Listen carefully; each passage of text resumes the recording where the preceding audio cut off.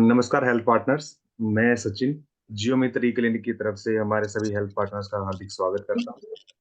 और जैसा कि आप सभी को पता है कि आज हम एक टॉपिक के ऊपर डिस्कस करने के लिए जुड़े हैं, स्किन इन्फेक्शन, जिसके लिए हमारे पास डॉक्टर स्वप्निल सौरभ बेका जी जुड़ चुके हैं, जो कि हमें इसके बारे में विस्तार पूर्वक बताएंगे कि कैसे कैसे कौन कौन से इन्फेक्शन होते हैं, हमें क्या उनके लिए क्योर करना चाहिए, कैसे प्रिकॉशन हमें क्या लेनी चाहिए। तो नमस्कार डॉक्टर साहब। नमस्ते। नमस्ते Sachin ji, thank you. After a long time Jio में फिर से मैं वापस आया हूँ हाँ जी। और थैंक यू सो मच मुझे प्लेटफॉर्म प्रोवाइड करने के लिए कि आज हम स्किन इन्फेक्शंस के बारे में बात करने वाले हैं। तो पहले तो मैं जानना चाहूंगा कि कैसे कैसे इन्फेक्शंस पेरिफेरी में गांव में ट्रीट किया जा रहा है। जितने हमारे हेल्थ पार्टनर से कोई कुछ बोलना चाहेगा? हाँ, हमारे सभी हेल्थ पार्टनर से रिक्वेस्ट है कि आप अपने अपने पॉइंट यहाँ पे रख सकते हैं, अपने आप को अनम्यूट करके। नमस्कार सर। नमस्ते नमस्ते, बोलिए। सर एक आपका अपने नाम? पास जी मेरा नाम सोनू कुमार हो गया, आंख जांच सेवा केंद्र ग्रामीण हेल्थ केयर सेंटर। अच्छा, नमस्ते नमस्ते सोनू जी, बताइए। सर एक पेशेंट है अपने पास जिसको 3 मंथ पहले हमारे पास आए थे, जिसको स्किन इन्फेक्शन हो गई थी। आपकी आवाज ठीक से नहीं आ रही। हेलो। सर आप जा रही है आवाज क्या? हाँ हाँ, यस बताइए। अब आ रही है।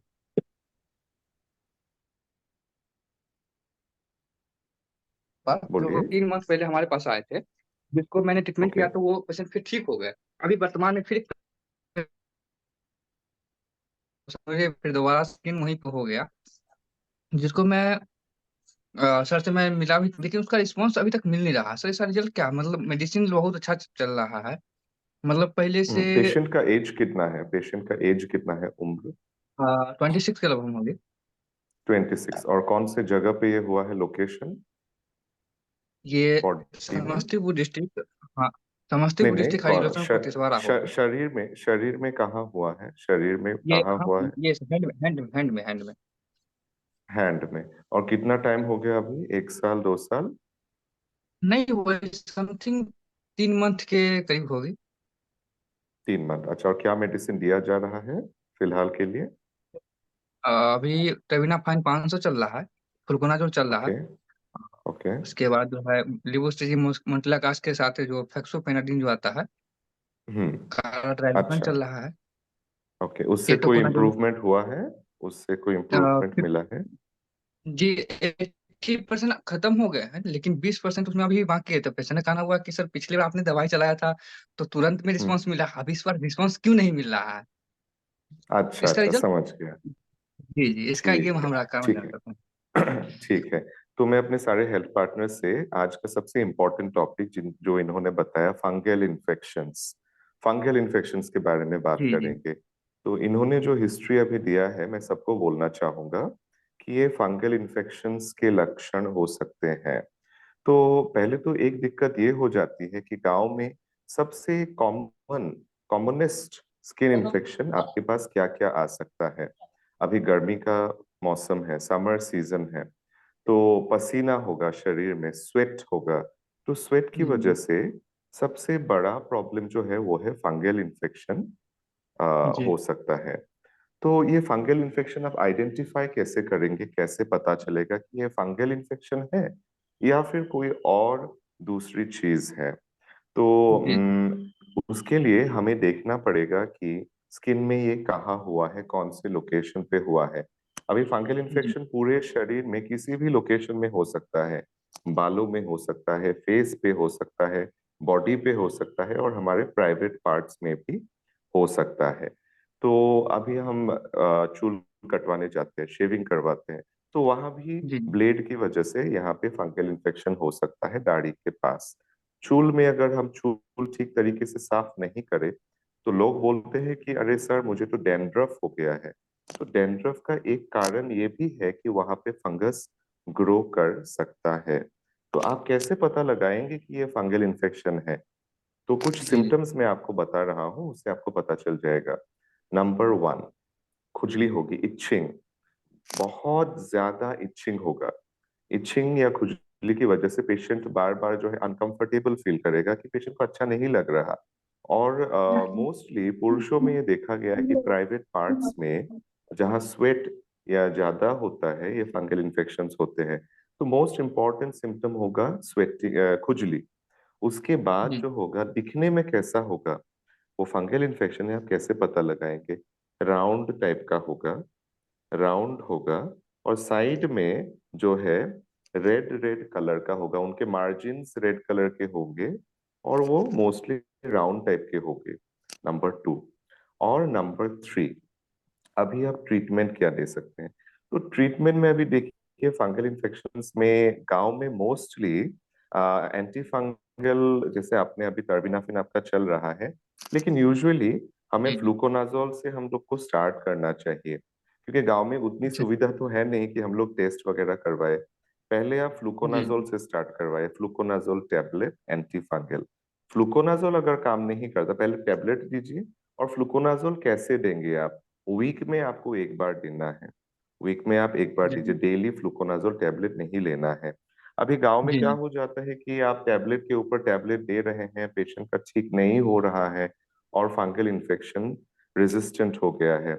आजकल रेजिस्टेंस बढ़ गया है left right anti fungal tablets लेने की वजह से, सो ये भी ध्यान रखना पड़ेगा। तो कहने का मतलब ये है कि आप पहले फ्लूकोनाजोल से स्टार्ट कीजिए, वीकली देना है। फ्लूकोनाजोल से ठीक नहीं होता, आप टर्बिनाफिन पे जाइए।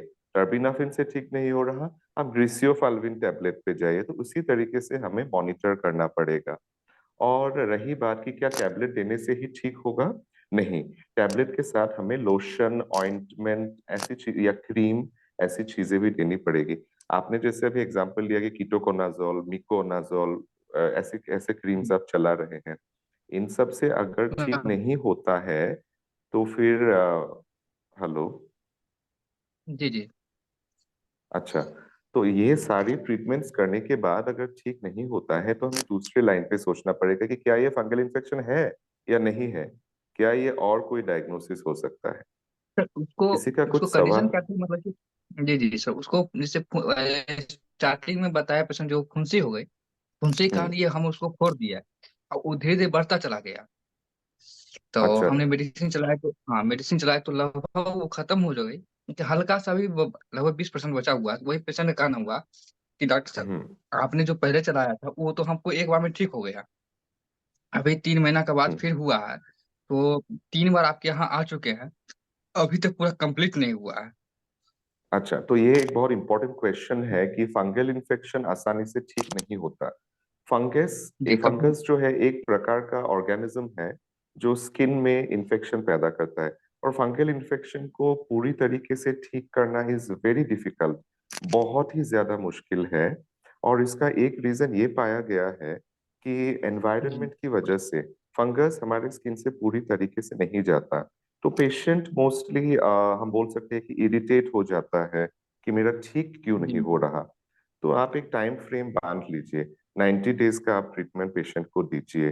और देने के बाद अगर ठीक नहीं होता, हमें और कुछ तरीके अपनाने पड़ेंगे। तो मोस्टली यहाँ आपको पेशेंट को काउंसलिंग भी करना पड़ेगा कि देखिए भाई साहब, आपका जो फंगल इन्फेक्शन है एनवायरनमेंट की वजह से, ये थोड़ा टाइम लगेगा, मिनिमम 3 to 6 months तो आपको लगेगा ही।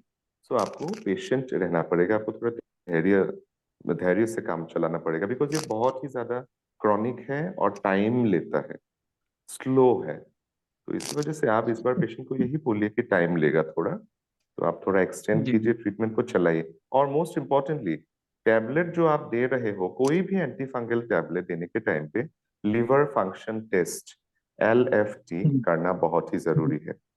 LFT करना पड़ेगा, तो LFT का मॉनिटरिंग आप एटलीस्ट महीने में एक बार कीजिए। तो सोनू जी के अच्छा अच्छा। अलावा कोई और किसी को फंगल इन्फेक्शन इन्फेक्शन के ऊपर क्वेश्चन है तो मुझे पूछ सकते हैं।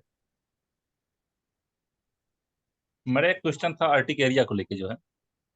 अच्छा, आर्टिक एरिया को जी लेके। अच्छा। जी। अभी देखिए हमारे शरीर का जो इम्यून सिस्टम है उसका मेन फंक्शन यही है कि कोई भी बाहरी चीज या पदार्थ अगर हमारे शरीर में घुसती है या स्किन में लगता है, तो इससे जो है कुछ रिएक्शंस होते हैं। आपने जैसे बताया अभी आर्टिक एरिया, आर्टिक एरिया मतलब खुजली। उसको हम डर्मेटाइटिस बोल सकते हैं, ऐसी चीजें। इसका बहुत कारण हो सकता है। मान लीजिए एनवायरनमेंट में कोई, फॉर एग्जांपल मान लीजिए किसी को डस्ट एलर्जी है, उससे भी अर्टिकेरिया हो सकता है। कि मान लीजिए किसी को खाने से एलर्जी है, फूड एलर्जी है, उससे भी अर्टिकेरिया हो सकता है। मान लीजिए किसी का इम्यून रिलेटेड या शरीर में इम्यूनिटी के रिलेटेड कोई प्रॉब्लम है, उसके कारण भी अर्टिकेरिया हो सकता है। तो जब हिस्ट्री लेते हैं आप लोग, तो हिस्ट्री लेने के टाइम पे हिस्ट्री को बहुत ही बारीकी से लेना पड़ेगा कि क्या कोई ऐसा चीज है जिसके कारण अर्टिकेरिया हुआ है। और इसका ट्रीटमेंट जो है उसी के ऊपर डिपेंड करेगा कि सोर्स क्या है, खाने से है, दवाई से है, एनवायरनमेंट से है, या इम्यूनिटी रिलेटेड है, या फिर जेनेटिक है, या पहले से ही जन्म से है। History has to be very very very clear. History काफी तेज होना पड़ेगा। इसके अलावा और ट्रीटमेंट जो है, most importantly treatment, treatment according to the history ही होगा आपका। मान लीजिए खाने का एलर्जी है, तो उसके अकॉर्डिंग ट्रीटमेंट होगा। मान लीजिए इम्यूनिटी रिलेटेड कोई एलर्जी है, ट्रीटमेंट उसके अकॉर्डिंग होगा। हम जनरलाइज्ड ट्रीटमेंट नहीं दे सकते, पहले हिस्ट्री को देखना पड़ेगा, बैकग्राउंड जैसे एक चेक। patient था, मेरे मेरे पास में था पेशेंट जो है अर्टिकेरिया का ही है, जिसका मैं 2 महीने से भी दवाई चला रहा हूँ है। तो हम्म वो क्या अभी डायग्नोज क्या मतलब वो भी नहीं बता पा रहा कि मतलब किस चीज से एलर्जी है। हमने आईजी टेस्ट करवाया था जो है, जिसमें 300 आ रहा है। हम्म। और उसके बाद हमने अभी प्रेजेंट टाइम में ब्लेस्टिन जो है, डिलोरेटेडिन जो है चला रहे हैं, 20 mg और 40 mg का जो है। उसके पहले ओके, वो अच्छा। हाँ अट्रैक्स जो है एलेग्रा और जो है खा के आए हुए थे, लेकिन उसमें कोई बहुत फायदा नहीं हुआ था हमको जो है। तो इसमें ब्लेस्टिन और हम्म। डिलोरेटेडिन चल रहा है, लेकिन उससे बहुत उसको इफेक्ट नहीं हो रहा। 2 महीने लगातार चल रही है दवाएं जो है, लेकिन कोई फायदा पेशेंट उसका का हुआ सिम्टम क्या है? पेशेंट का नहीं। सिम्टम्स क्या है? पूरे पूरे शरीर पे जो है ऐसे जैसे दरारे टाइप के आ जाते हैं, बड़े बड़े आर्टिकल पैचेस जो है पूरे शरीर में पड़ जाते हैं, हम्म। पूरे पैचेस जो। पेशेंट तो का एज आईजी कितना है? उम्र? उम्र 28 20। और कोई दिक्कत है उसको? इसके नहीं। अलावा और इसके शुगर, अलावा कोई प्रेशर, समस्या थायराइड, कुछ भी ना ना ना। समस्या? और काम क्या करता बाकी है तो एक बैकग्राउंड चेक नॉर्मल में? आईजी टीएसएच अच्छा, करवाया गया था, टीएसएच करवाया गया था, इलेक्ट्री करवाया गया था, सीबीसी जो कि नॉर्मल है, बस कुल अच्छा। आईजी बढ़ा हुआ जी, बढ़ा है ना? वो काम क्या करता है? पढ़ाई कर रहा है, कहीं पे कुछ कर रहा है? है। हाउस हाउस वाइफ है।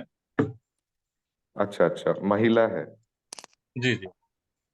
अच्छा, तो अभी उसका ट्रीटमेंट आपने जो बोला, एक्चुअली बात यह है कि इम्यूनिटी रिलेटेड हो सकता है, तो उसका पूरा होल प्रोफाइल चेक करना पड़ेगा। लंबा चौड़ा लिस्ट है, काफी बीमारियां हैं, काफी मोर देन 100 डिजीजेस हैं, जहां पे जो है इयोसिनोफिल जो आपने करवाया, आईजीई काउंट।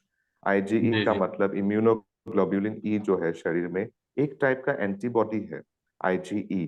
तो ये एंटीबॉडी प्रोडक्शन ब्लड में हो रहा है। इसका मतलब ये है कि पूरा उसका मोर देन 100 डिजीज है, उसका एक लिस्ट है। वो चेकअप करने जाएंगे तो it will be a very long process, तो ये पॉसिबल नहीं है। तो इसका मतलब ये है कि बॉडी में ऐसा कोई रिएक्शन हो रहा है, कोई इन्फेक्शन है, कोई एलर्जी है, जिस वजह से ये एंटीबॉडी प्रोडक्शन हो रहा है। तो सामान्य अवस्था में, लिमिटेड सेटअप में, जहाँ पे हाई फाई ट्रीटमेंट नहीं है, तो इन सब चीजों में हमको जो है बिलास्टिन वगैरह देने से नहीं होगा। बिलास्टिन देने से नहीं होगा, कॉम्पोजिशन थोड़ा चेंज करना पड़ेगा। फेक्सोफेनाडिन डाल दीजिए और उसका पावर थोड़ा बढ़ाना पड़ेगा। और ये नहीं, उसके बाद सिम्टोमेटिक। मॉन्टेली पास फेक्सोफेनाडाइन जो है उसने लिया हुआ था। इसके पहले जो ट्रीटमेंट करा के वो आया है मेरे पास पेशेंट जो है, फेक्सोफेनाडाइन हम्म जो है और कहते हैं एलेग्रा और हम्म लेवोसिट्रेजिन प्लस एविल का वो ले चुका है, डोज लेके आया हुआ है। तो हमने इसलिए ब्लेस्टिन जो है और डीलोराटेडिन जो है दोनों चलाया हुआ है।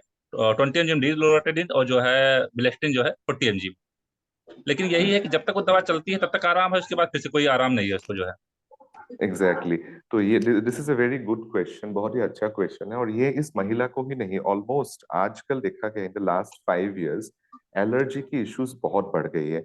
आप दिल्ली में जाओगे तो दिल्ली में सारे ब्लड रिपोर्ट्स आप करवाओ, मोर देन 50% पेशेंट्स का यही प्रॉब्लम है कि सर हम दवा ले रहे हैं जब तक, तब ठीक है, दवा जब ही छोड़ देंगे ये स्टार्ट हो जाएगा। तो ये है एलर्जी रिलेटेड, एनवायरनमेंट की वजह से हम मान सकते हैं फिलहाल के लिए। तो इसका परमानेंट सॉल्यूशन, ये इयोसिनोफिलिया का परमानेंट सॉल्यूशन नहीं है, ये सिम्टोमेटिक ही है। तो सिम्टोमेटिक जी तरीके से ही जो है इसको ट्रीटमेंट करना पड़ेगा। तो अगर लाइफ थ्रेटनिंग कंडीशन होता है तब हम स्टेरॉइड्स वगैरह दे सकते हैं। स्टेरॉइड हम स्टेरॉइड दे सकते को हैं। जो चलाया गया था डेप्लेजा कार्ट जो है 6 mg का, डेप्लेजा कार्ट जो आया हुआ 6 mg के चला हुआ है जो है, लगभग वो 15 दिन डेप्लेजा कार्ट 7-7 दिन का गैप करके जो है चला हुआ था, 7-7 दिन का जो है डेप्लेजा कार्ट। लेकिन डेप्लेजा कार्ट से भी बहुत ज्यादा उसको देखा गया जो है, बहुत 2 महीने ट्रीटमेंट चल रहा है, लेकिन बस वही है कि जब तक वो दवा चलती है तब तक चल रहा है, उसके बाद फिर से जो है। एग्जैक्टली नहीं, वो मैं एक बात बताऊं, इसका सिमिलरिटी डायबिटीज से है। मान लीजिए कि डायबिटीज का दवा जब तक आप खा रहे हो, ब्लड प्रेशर का जब दवा जब तक खा रहे हो तो ठीक है, जब दवा छोड़ दोगे फिर से दोबारा हो जाएगा। ये इयोसिनोफिलिया का जो प्रॉब्लम है आर्टिकेरिया, ये भी ऑलमोस्ट सेम लेवल पे ही है। जब तक दवा चलेगा तब तक ठीक है, जब तक दवा नहीं है तब फिर से बढ़ जाएगा। तो ये है, तो इसका कोई डेफिनिट कारण नहीं है फिलहाल, तो इसको एक्सपेरिमेंटल फेज में ही रखा गया है। लेकिन अगर लाइफ थ्रेटनिंग कंडीशन है तब स्टेरॉइड, हाई डोज स्टेरॉइड पे जाना पड़ेगा। तो इस पेशेंट का अभी फिलहाल सॉल्यूशन यही है कि फेक्सोफेनाडिन और मोंटेलुकास रिलेटेड आप एक चलाइए। डेस्लोराटिडिन आपका इतना काम नहीं करेगा, और मोंटेलुकास फेक्सोफेनाडिन का पावर एक दूसरा कॉम्बिनेशन मिलता है, मैं बता दूंगा आपको। You start with that, high power का थोड़ा मिलता है 2-3 महीना, उसके बाद धीरे धीरे उसको मॉनिटर करते हैं। 3 मंथ्स तो आपको देना ही पड़ेगा, ऑप्शन ही नहीं, मिनिमम 3 मंथ्स। और जब भी एनवायरनमेंट चेंज होगा तभी ये प्रॉब्लम्स आएंगे। एनवायरनमेंट चेंज होने से ही प्रॉब्लम आएगा। ये इयोसिनोफिलिया का परमानेंट सोल्यूशन अभी तक नहीं मिला है, जैसे ब्लड प्रेशर ट्रीटमेंट का परमानेंट सोल्यूशन नहीं मिला है, जैसे डायबिटीज का परमानेंट सोल्यूशन नहीं मिला है, उसी तरीके का ये भी एक condition. Okay okay, thank you. Okay, बहुत बहुत और धन्यवाद किसी सर, का कोई सवाल? आपने इतनी अच्छी जानकारी दी है सर। और कोई हमारे हेल्थ पार्टनर जो सर से पूछना चाहते हैं क्वेश्चन?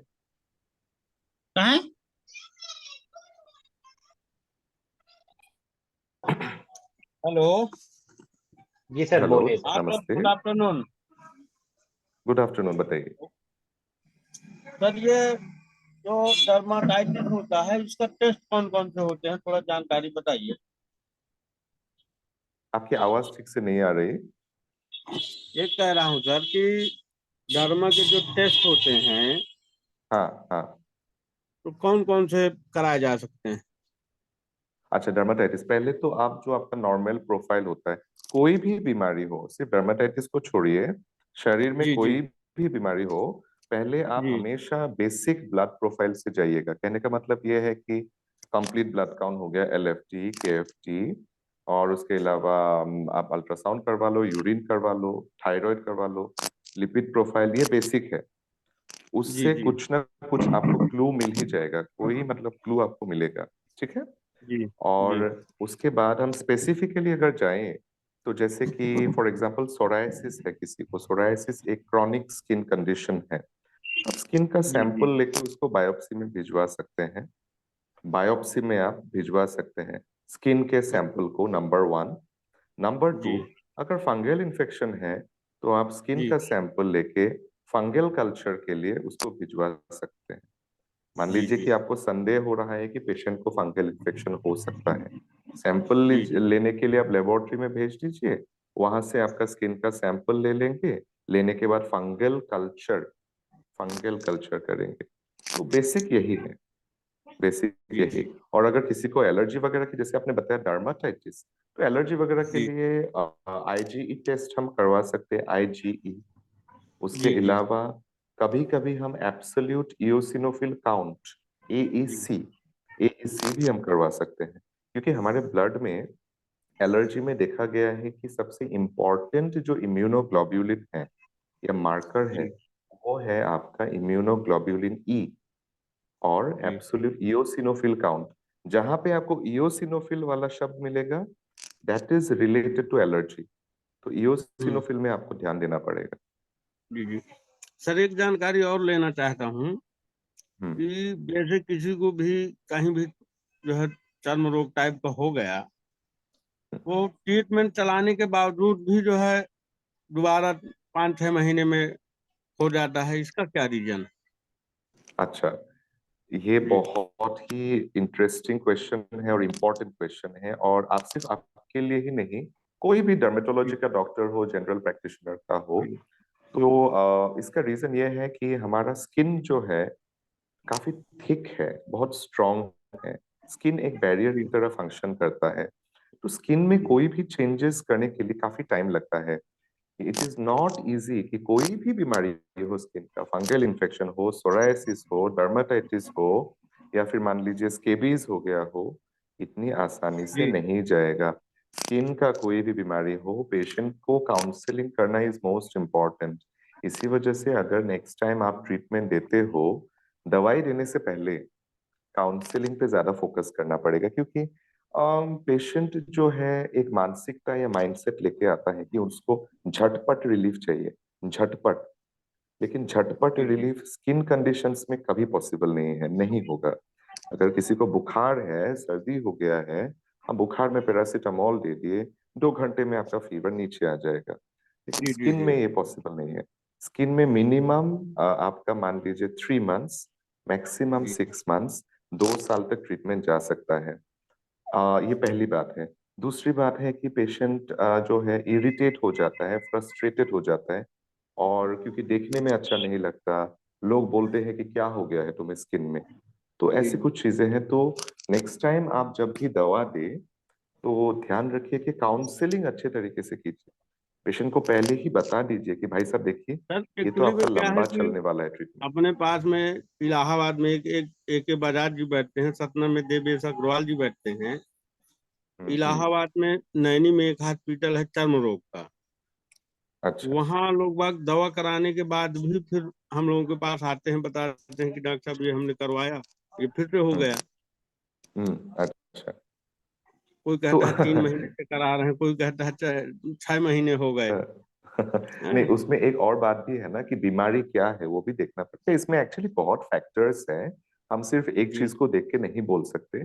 मान लीजिए अगर छोटा मोटा कुछ है तो वो तो ठीक हो जाएगा। फॉर एग्जाम्पल मैं जी आपको बताता हूँ, अगर किसी को फंगल इन्फेक्शन है छोटा मोटा सा, तो जी फंगल इन्फेक्शन का एक प्रॉब्लम यह है कि आप ठीक होने के बाद दोबारा हो सकता है।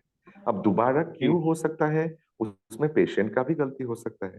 मान लीजिए जी पेशेंट हाइजीनिक नहीं है, ठीक से साफ नहीं कर रहा, या पसीने में लथपथ है, अच्छा साबुन नहीं हो रहा, तो पसीना होगा तो दोबारा से फंगल इन्फेक्शन होगा। नहीं सर, ये भी अच्छे एक अच्छे बात है। लोग जो जो कथा वगैरह करते हैं, उन लोगों को हम्म। समस्या हो रही। मैं चित्रकूट से बोल रहा हूँ। हाँ हाँ। चित्रकूट का नाम सुने होंगे आप। Yes yes. हाँ, तो यहाँ पर मतलब कई कथावाचक हैं जो अच्छी अच्छी जगह में ट्रीटमेंट करा के आते हैं, फिर कहते हैं कि देखिए थोड़ा सा ये फिर हो गया। हाँ एग्जैक्टली तो स्किन का वही दिक्कत है। तो इसलिए आप अपने क्लिनिक में पहले ही जी पेशेंट को बता के रखिएगा कि भाई जी साहब जी देखिए, आपने शायद अपोलो में ट्रीटमेंट करवाया, मैक्स में करवाया, एम्स में करवाया, ये इम्पोर्टेंट नहीं है। जी इम्पोर्टेंट हमेशा यही रहा है कि पेशेंट को समझाना है कि स्किन का कोई भी बीमारी जो है क्रॉनिक कंडीशन है। क्रॉनिक कंडीशन मतलब लंबा चलेगा, जी लंबा जी चलेगा। हाँ, ये समझाना ही है उनको। जैसे डायबिटीज लंबा चलता है, थायराइड लंबा चलता है, सिमिलर है, सिमिलर, कोई जी अंतर नहीं है। तो जी पेशेंट को ये माइंड में सेट करना है। तो उससे क्या होगा, पेशेंट के एक्सपेक्टेशंस 100% में नहीं होंगे। पेशेंट भी जी समझ जाएगा कि हाँ ठीक है, तो ऐसा जी एक चीज है, तो ऐसे मुझको चलना है, तो लाइफस्टाइल चेंजेस भी होंगे।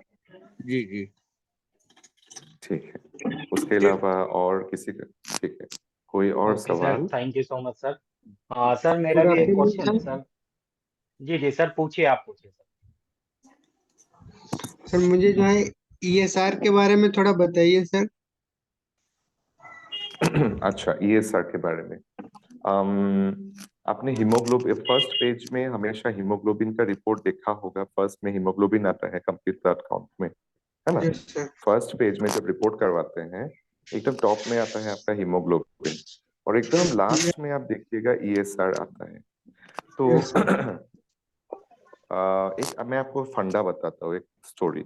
बात यह जी है जी कि हीमोग्लोबिन और ईएसआर दोनों ही इनवर्सली प्रोपोर्शनल है। इसका मतलब अगर जी हीमोग्लोबिन बढ़ा तो ईएसआर कमेगा, अगर ईएसआर बढ़ा तो हीमोग्लोबिन कमेगा। दोनों ही उल्टा है, दोनों कभी सेम नहीं है। Yes haemoglobin sir. बढ़ा तो ईएसआर कमेगा, ईएसआर बढ़ा तो हीमोग्लोबिन कमेगा, उल्टा है। तो ये ओके आपको ओके। हमेशा ध्यान में रखना है, नंबर 1। तो फॉर एग्जाम्पल मान लीजिए पेशेंट का हीमोग्लोबिन मान लीजिए 8 है, 8 ग्राम यस है। सर। तो यस। आप देखिएगा कि अगर हीमोग्लोबिन कम है नॉर्मल से, तो आपका ESR लेवल जो है वो बढ़ जाएगा। यस ESR का मतलब है एरिथ्रोसाइट सेडिमेंटेशन रेट।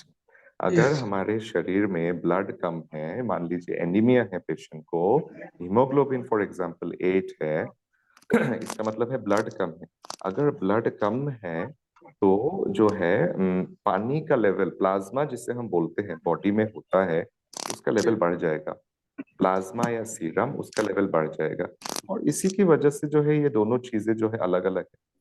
आपको सिर्फ सामान्य तरीके से यही याद रखना है, हीमोग्लोबिन बढ़ा तो ESR कमेगा, ESR बढ़ा तो हीमोग्लोबिन कमेगा, नंबर 1। और नंबर टू ये है कि ऐसे काफी कंडीशंस हैं जहां ESR बढ़ सकता है। तो मान लीजिए कि एक एबनॉर्मल तरीके से ESR बढ़ रहा है, अभी डबल डिजिट में ESR है तो इतना प्रॉब्लम नहीं है।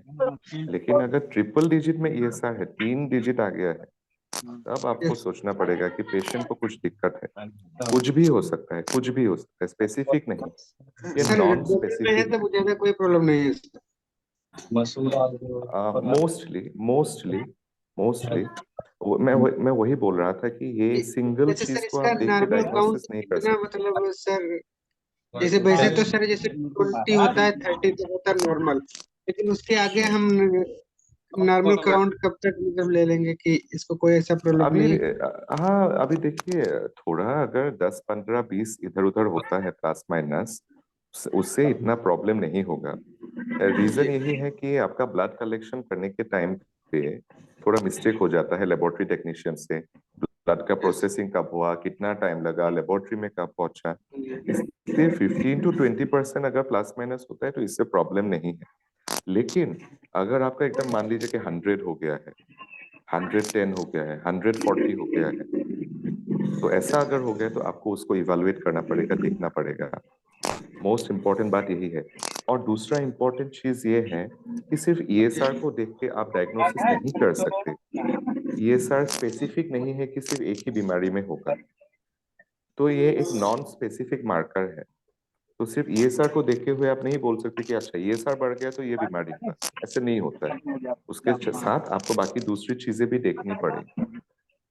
जी, जैसे सर एग्जांपल के लिए मैंने एक पेशेंट का CBC करवाया, तो उसमें अभी आपने बताया तो उसका जो HB था वो 10 था, ESR 62।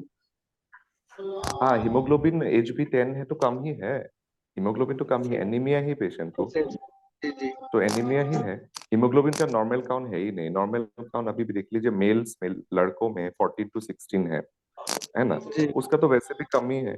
फीमेल्स में भी आप देखें तो 10 बॉर्डर लाइन पे है, एनीमिया है पेशेंट तो कम है, इसलिए ESR बढ़ गया है ना। जी जी हाँ, वो फीमेल पेशेंट ही है सर, तो फीमेल है, फिर भी कम ही है, फिर भी कम ही है। जी, तो उसका जो है ESR 62 है, तभी जो थोड़ा है। प्लस माइनस चलेगा, थोड़ा प्लस माइनस चलेगा। जी तो उतना प्लस माइनस से कुछ नहीं होगा, ये ह्यूमन एरर रहता है। लेकिन अगर 100 है, 200 है, 300 है, तब आपको सोचना पड़ेगा। Yes sir. अच्छा, थैंक यू। और स्किन के बारे में और कुछ पूछना है, क्योंकि आज का ये बहुत ही इम्पोर्टेंट टॉपिक है, स्किन इन्फेक्शंस। आप सबको मिलने वाला है क्लिनिक्स वगैरह में, आपको ट्रीटमेंट देना है। Yes sir. हाँ सर, हेलो मेरा एक क्वेश्चन था आपसे सर। बताइए। Sir nodular scabies